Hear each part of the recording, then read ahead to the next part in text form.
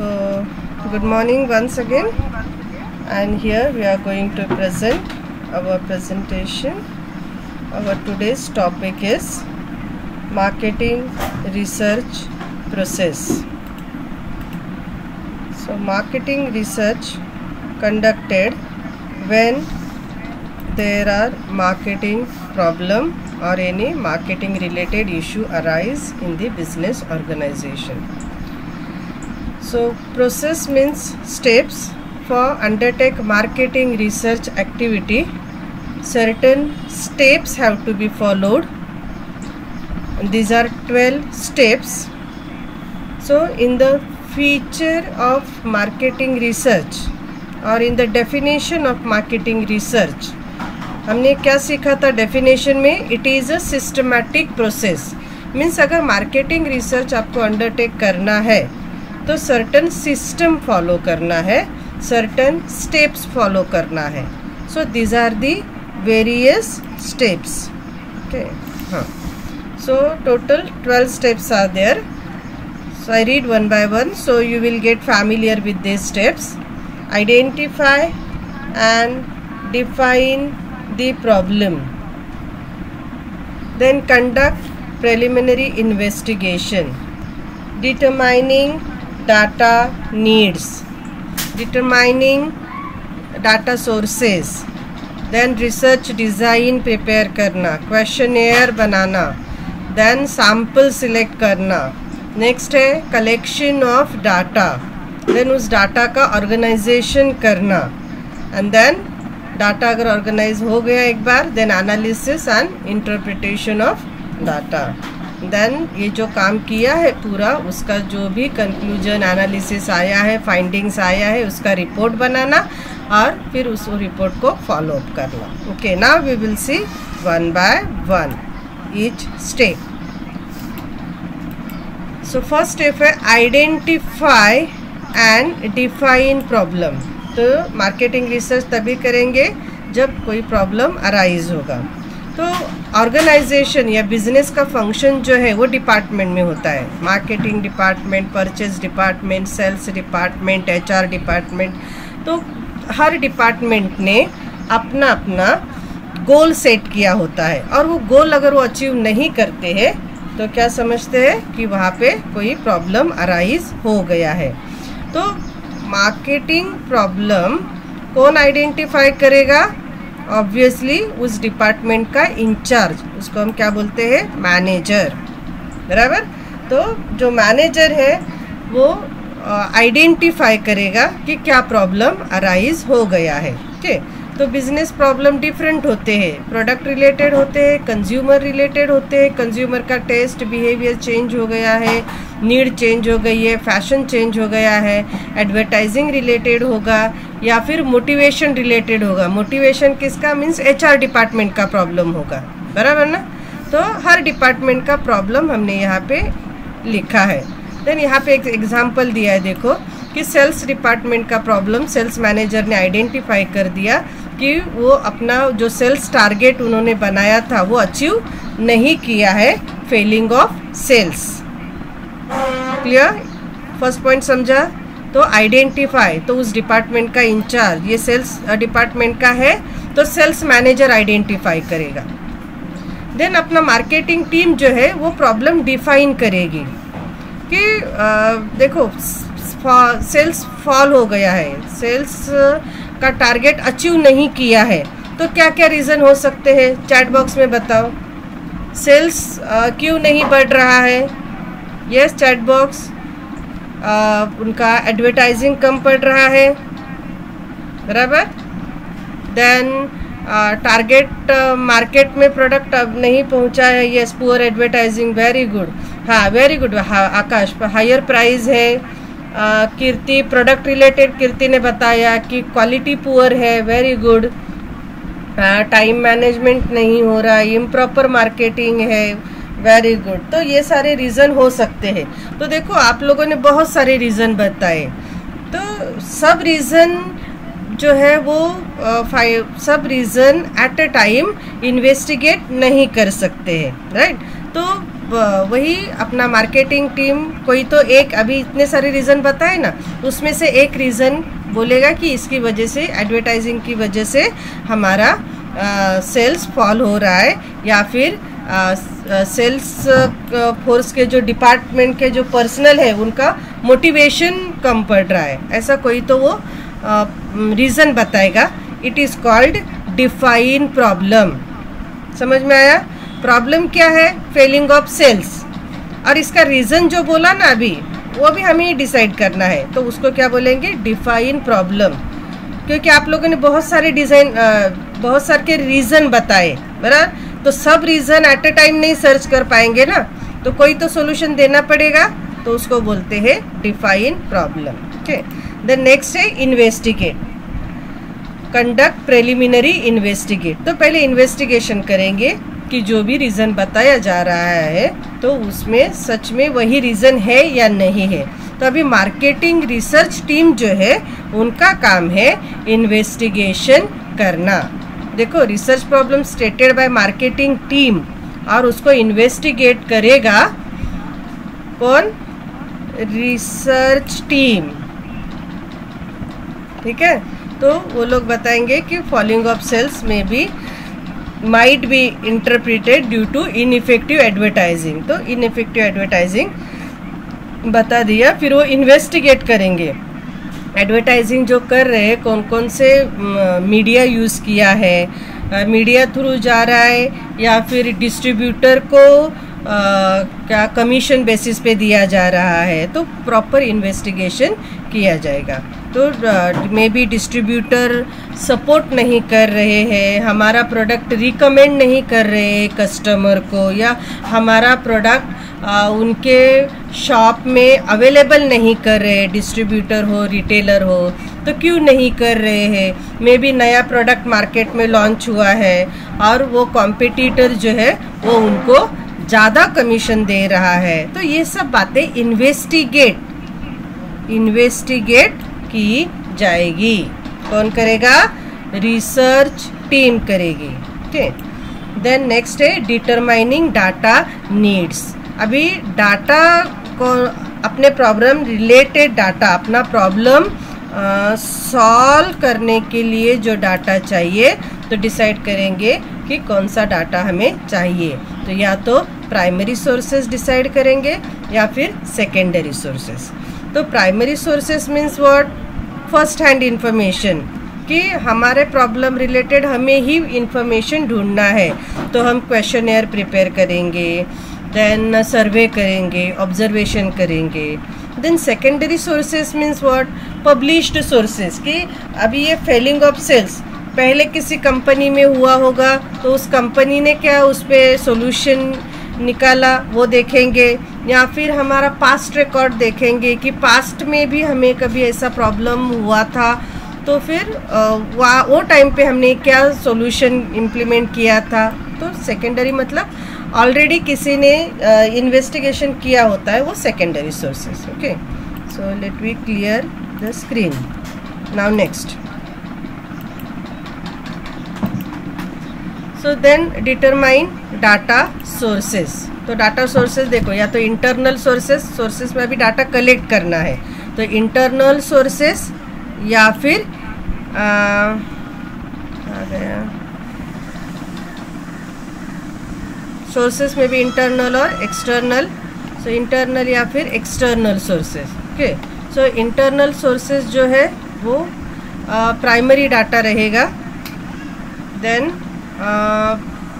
Internal sources मतलब हम अपने ही लोगों से, या फिर बोलेंगे अपने स्टेक होल्डर से ही डाटा कलेक्ट करना. It is called internal sources. तो किन से हम डाटा कलेक्ट करेंगे? जो हमारे रिटेलर्स हैं, होलसेलर कस्टमर्स है, होलसेलर्स है, तो इनसे हम डाटा कलेक्ट करेंगे. It is called internal sources. And हमें सेकेंडरी डाटा कलेक्ट करना है तो कहाँ से करेंगे? अपना क्या बोला अभी मैंने? Published sources, right. तो पब्लिश सोर्सेस कहाँ है? हमारे कंपनी का रिकॉर्ड, पास्ट रिकॉर्ड. कंपनी का रिकॉर्ड क्या क्या होता है? देखो, कंपनी ने पहले प्रॉब्लम रिलेटेड कोई रिसर्च किया होगा, देन कंपनी का बैलेंस शीट होता है, प्रॉफिट एंड लॉस अकाउंट होता है। तो जो भी कंपनी के अकाउंट क्या बोलेंगे, प्रॉफिट एंड लॉस रिलेटेड जो भी कंपनी के रिकॉर्ड है तो वो सेकेंडरी में आ जाएंगे।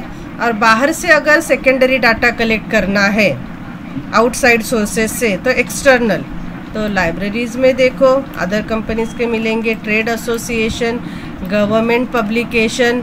लेकिन अभी ये सब डाटा हमें कहाँ अवेलेबल होता है? यस, एक्सटर्नल सोर्सेज कहाँ अवेलेबल होता है? Student chat box, online. External sources जो है ये लाइब्रेरी जाने की ज़रूरत है हमें? Yes, online. Shivam, trade association, government के रिपोर्ट्स, गाइडलाइंस जो भी है वो अभी हमें ऑनलाइन अवेलेबल होते हैं। पहले तो हमें उस प्लेस पे जाके अवेलेबल करना पड़ता था। ठीक है, तो डाटा सोर्सेस क्या क्या है? एक तो प्राइमरी वे से जाओगे तो कंपनी का रिकॉर्ड ही इंटरनल सोर्स होगा, या सेकेंडरी वे से जाओगे तो नहीं, प्राइमरी में कंपनी पर्सनल से जो इन्फॉर्मेशन लेते हो वो इंटरनल सोर्सेस, और कंपनी रिकॉर्ड लेते हो वो सेकेंडरी में internal sources. Okay, then next है research design. Design means what? Research का डिज़ाइन बनाना, मतलब प्लानिंग करना। कि अभी ये जो स्टेप्स, ये अभी तक हमने 4 स्टेप किए ना। प्लानिंग, वेरी गुड प्रिया गुप्ता, आकाश। प्लानिंग बनाना, तो रिसर्च डिज़ाइन करना मतलब प्लानिंग बनाना है कि अभी क्या क्या एक्टिविटी हमें करना है। तो देखो प्लानिंग में क्या क्या है, अपना रिसर्च का प्रॉब्लम जिससे रिलेटेड अभी हमें वो इन्वेस्टिगेट किया है प्रॉब्लम, राइट? तो वो इन्वेस्टिगेट किया हुआ प्रॉब्लम, देन कितना टाइम है हमें रिसर्च करने के लिए, रिसर्च का रिपोर्ट कितने टाइम में हमें, 1 मंथ है, 2 मंथ है, 6 मंथ है, कितना टाइम दिया है, देन कौन से एरिया का रिसर्च करना है, देन एनालिसिस के लिए कौन कौन सा टूल हम यूज़ कर सकते हैं, देन यूनिवर्स।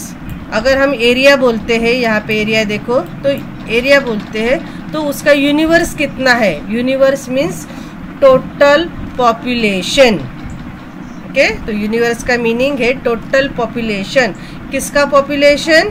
जिस एरिया का हमें रिसर्च करना है, डाटा कलेक्ट करना है, उसका पॉपुलेशन। और ये क्या है? Sample size. तो पूरा यूनिवर्स तो पॉसिबल नहीं है स्टडी करना, तो हम क्या करेंगे?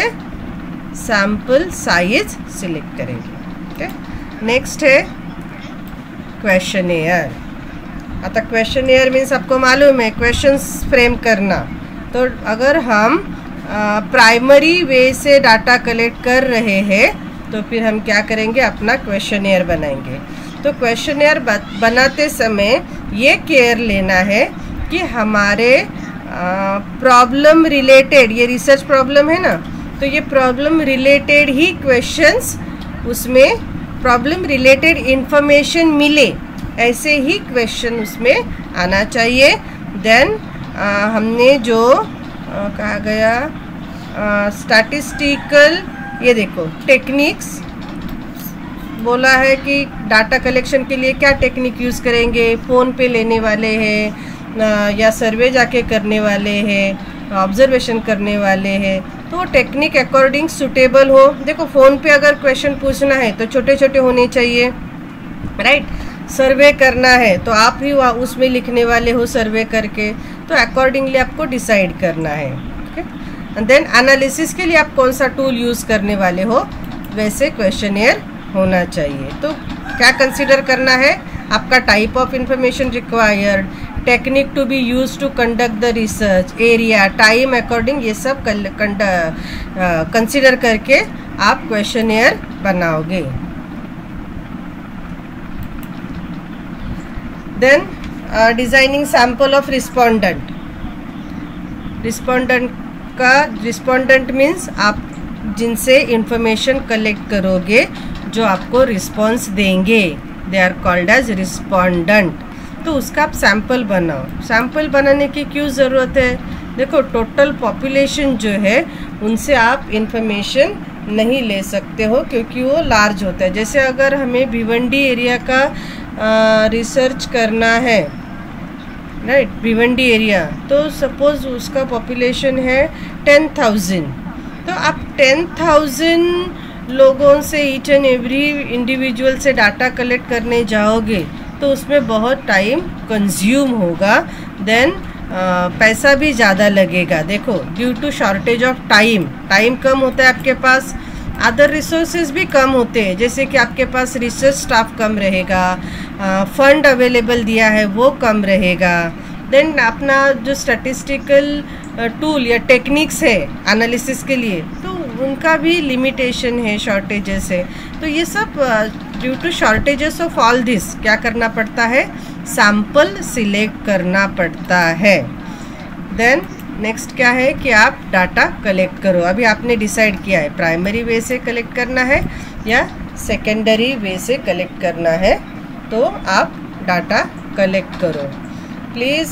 सिमरन, हाँ वेरी गुड। नेक्स्ट है ऑर्गेनाइजेशन ऑफ डाटा। तो जो डाटा हमने कलेक्ट किया, देखो एक तो अगर हमने क्वेश्चनेयर बनाया था तो क्वेश्चन आंसर के फॉर्म में रहेगा, राइट। सर्वे किया है तो वैसे ही हमने जैसे जैसे दिख रहा है हम वो नोट डाउन करते जाते हैं, तो उसको क्या बोलते हैं, क्रूड फॉर्म बोलते हैं या फिर बोलते हैं रॉ फॉर्म में डाटा होता है। तो हमें उसको प्रोसेस्ड करना है। प्रोसेस्ड करना है मीन्स व्हाट, उसको एडिटिंग करना है।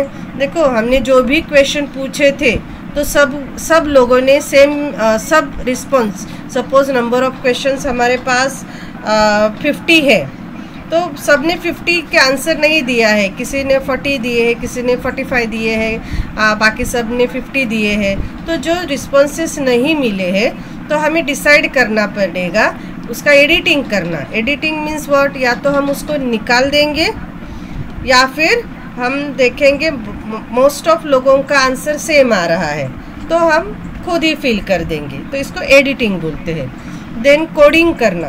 अभी कोडिंग कैसे करते हैं, जैसे कि अभी हमने जेंडर का डाटा लिया है, राइट। तो जेंडर में क्या होता है, एक मेल और फीमेल ये जेंडर होता है, तो हम मेल को 1 नंबर देंगे और फीमेल को 2 नंबर। तो 1 का मीनिंग रहेगा मेल, 2 का मीनिंग रहेगा फीमेल। ऐसे कोड करना है क्योंकि हर बार आप मेल फीमेल ऐसा लिखते नहीं बैठोगे, तो उसको नंबर में कन्वर्ट करना, इट इज़ कॉल्ड कोडिंग। अभी आप क्या करोगे, जैसे आपने कोड किया है तो उसको क्लासीफाई करोगे, और अभी पॉसिबल है क्लासीफाइड डाटा कि आप उसको टेबल में कन्वर्ट करो, राइट। तो ऑर्गेनाइजेशन ऑफ डाटा मतलब प्रोसेसिंग ऑफ डाटा। तो प्रोसेस करने के लिए क्या क्या करना पड़ता है, editing, coding, classification and what is this, yes chat box क्या लिखा है यहाँ पे, tabulation. Very good Awez, very good, nice. तो first we will erase all this screen. Okay, next अभी क्या करेंगे, हम एनालिसिस करेंगे और वो डाटा इंटरप्रेट करेंगे। तो एनालिसिस करेंगे मीन्स एनालिसिस क्यों करना पड़ता है, तो देखो हमें पहले प्रॉब्लम अराइज हुआ, उसको डिफाइन किया, बाद में इंफॉर्मेशन कलेक्ट किया, बराबर। तो ये जो इंफॉर्मेशन एंड ये प्रॉब्लम, राइट, ये इंफॉर्मेशन हमने कलेक्ट किया है और वो भी प्रॉब्लम रिलेटेड जो ऑर्गेनाइजेशन में क्रिएट हुआ था, इनमें रिलेशन एस्टैब्लिश करना है। ओके, तो एनालिसिस क्यों करना है, to establish a relation between the information and problem। तो इसीलिए एनालिसिस करना पड़ता है। तो एनालिसिस के टूल से वो यूज़ करके एनालिसिस करेंगे। नाउ इंटरप्रिटेशन, यहाँ क्या लिखा है, इंटरप्रिटेशन ऑफ डाटा। तो इंटरप्रिटेशन मीन्स व्हाट, देखो हमने भिवंडी का एग्जाम्पल आपको दिया था।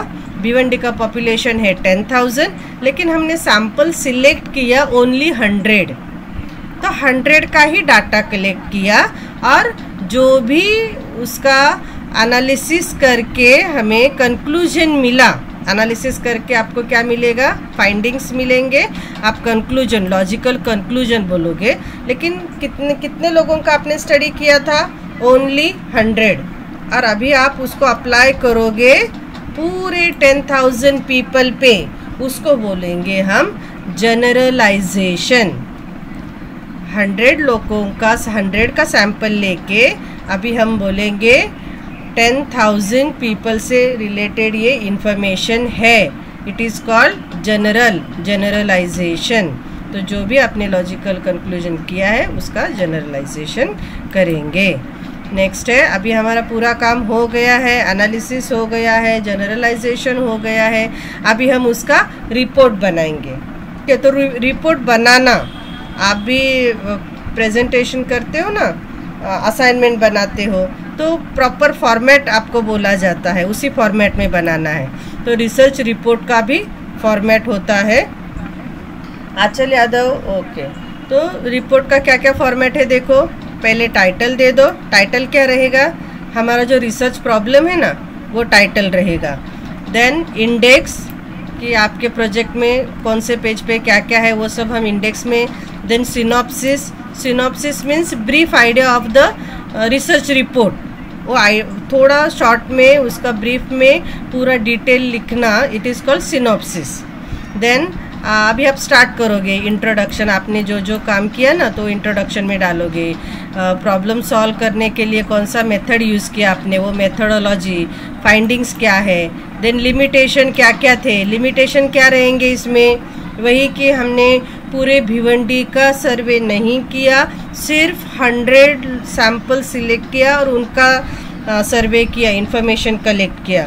देन टाइम का शॉर्टेज था बोलेंगे, और लिमिटेशन क्या बोलेंगे, यस बताओ लिमिटेशन और क्या रहेंगे, फंड का शॉर्टेज रहेगा, स्टाफ हमारे पास सफिशिएंट नहीं था, रिसर्च स्टाफ, ये सब हमारे लिमिटेशन रहेंगे। ओके, देन कंक्लूजन, रिकमेंडेशन, और अपेंडिक्स मीन्स आगे आगे जाते, अपेंडिक्स मतलब सप्लीमेंट्री, और कुछ आपको मिला है उसमें।